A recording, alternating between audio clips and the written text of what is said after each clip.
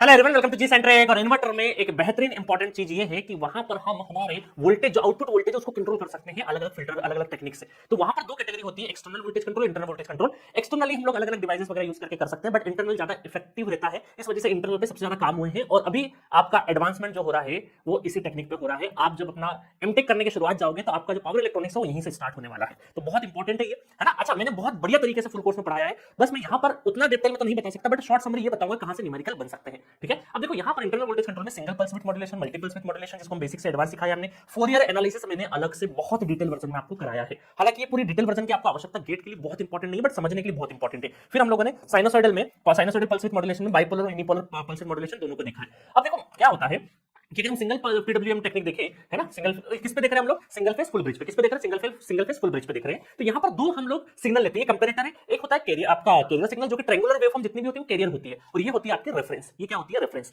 तो ये कैरियर हम बनाते हैं और फिर रेफरेंस बनाते हैं, और इन दोनों को हम क्या करते हैं? कंपैरिजन करते हैं। यहाँ पे लॉजिक देंगे। लॉजिक ये देंगे कि S1 S2 जब ऑन होगा तो VC ग्रेटर देन VR पे होगा, और आइए मतलब दो तरीके के अपन ने लॉजिक दिए हैं, उस हिसाब से अपन आउटपुट निकालेंगे। तो यहाँ पर हमने देखा कि जब हमारा S1 S2 जब ऑन होगा, जब VC ग्रेटर देन VR होगा, तो यहाँ पर देखेंगे तो ये पॉइंट होगा जहां पर VC और VR दोनों बराबर है। इसके ऊपर जाएगा तो हमें आउटपुट देखने को मिलेगा। तो इतने यहाँ पे क्या होगा? आउटपुट देखने को मिलेगा। तो अल्टीमेटली दो हमें कंपैरेटर यूज करके दो सिग्नल को कंपेयर कर रहे हैं, लॉजिक फिट बिठा रहे हैं उसमें। उस लॉजिक के हिसाब से ग्रेटर देन लेस देन वाला लॉजिक लगा के हम लोग क्या कर रहे हैं? कंपैरेटर का मतलब क्या है? कंपेयर करना दो सिग्नल को, और उस हिसाब से हमें आउटपुट, जैसे ही आपका सिग्नलिंग किस पे दे रहा है? स्विचेस के सिग्नल पे। स्विचेस का सिग्नल जैसे यहाँ पे हाई प्रोड्यूस करेगा, वन पुट करे मतलब हाई सिग्नल प्रोड्यूस करेगा, उसी टाइम यहाँ पे S1 S2 ऑन होंगे, तब हमें आउटपुट वोल्टेज प्लस VS मिलेगा, और फिर यहाँ पर जब नीचे की साइड आएगा तो माइनस VS मिलेगा। तो अभी तक क्या हो रहा था?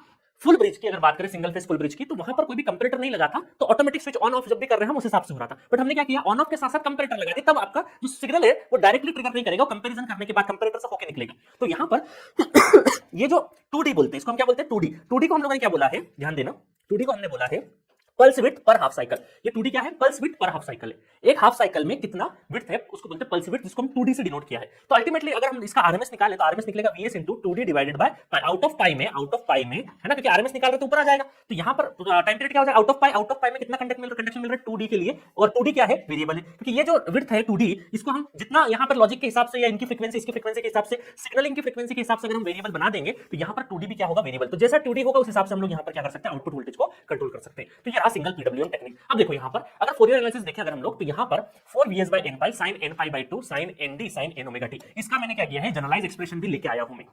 अभी मैंने सिंगल के लिए लिखा है, मैंने जनरलाइज एक्सप्रेशन डिराइव किया है आपको फुल कोर्स में, उससे सिंगल भी निकलता मल्टी भी निकलता है ना, बट अभी अपने डायरेक्टली यहाँ पे लिखा है। अब देखो यहाँ पर अगर मुझे एलिमिनेट करना है हार्मोनिक्स, कोई भी nth हार्मोनिक्स, तो उसके लिए अगर मैं कंडीशन देखूं कि कंडीशन होती है 2D equal to 2 pi by n 4 pi by n, और 2D क्या होना चाहिए? शुड बी पाई से कम, क्योंकि हाफ साइकिल तक ही देखो तो पाई से कम होना चाहिए। तो पाई से कम में सपोज करो थर्ड ऑर्डर हार्मोनिक्स एलिमिनेट करना है तो n की जगह 3 रख दोगे 120 डिग्री 240 360, बट ये दोनों के दोनों क्या